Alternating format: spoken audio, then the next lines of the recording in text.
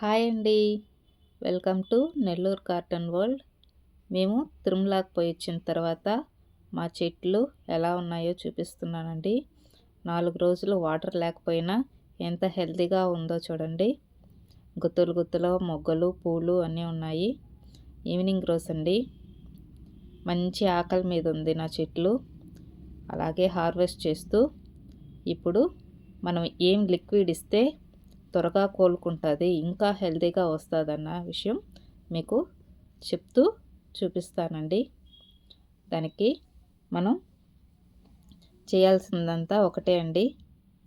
Subscribe చేసుకోండి, నోటిఫికేషన్ని press చేయండి, all అని వస్తుంది, దాన్ని క్లిక్ చేస్తే నా వీడియోస్ అన్నీ మీకు అప్డేట్ వస్తూ ఉంటాయండి. బాగుంది కదా, 4 రోజులు వాటర్ లేకపోయినా హెల్తీగా ఉంది చూసారా. ప్యూర్ వాటర్ తీసుకొని పంచకావ్యం ఒక మూత పోద్దామండి. మంచిగా మిక్స్ చేసుకోవాలి. దీంట్లో ఫుల్గా వాటర్ నింపుకొని మనం మొక్క మొదట్లోనూ స్ప్రే కూడా చేయాలండి. అప్పుడే అది త్వరగా కోలుకుంటుంది. జీవామృతం ఒక మూత పోద్దామండి. జీవామృతం ఇవన్నీ ఆన్లైన్లో దొరుకుతుంది. ఆర్గానిక్ మెథడ్లోనే చేసి మనం కూడా ఇవ్వచ్చు. ఎలా చేయాలన్నది కూడా నేను రాబోయే వీడియోస్లో చూపిస్తానండి. అలాగే బనానా మిక్స్ ఫ్లవర్ ఫర్టిలైజర్, మనం బనానాను కూడా ఎండబెట్టి పొడి చేసి వేసుకోవచ్చండి.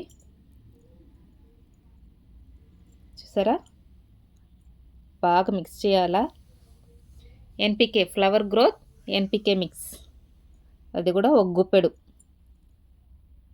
లిక్విడ్ వచ్చి ఒక్కొక్క మూత వేసేసుకొని సాలిడ్ వచ్చి ఒక్కొక్క గుప్పెడు వేసుకుందామండి. మొక్క మొదట్లోనూ ఇలా స్ప్రే కూడా చేసుకోవాలి. పూలకు పోయి ఎంత బాగా పూసింది చూసారా. మల్లెల్లో కూడా గుత్తులు గుత్తులుగా ఉన్నాయండి. ఈవినింగ్ వచ్చి చూసేసరికి బాగా కోలుకునిందండి నా చెట్లు. ఈవినింగ్ రోజ్ మార్నింగ్ వైట్గా ఉన్నింది, ఈవినింగ్ రోజ్గా అయిపోయింది. అందుకే ఈవినింగ్ రోజ్ అని పేరు పెట్టారేమో. చూసారా హార్వెస్ట్. థ్యాంక్ యూ అండి.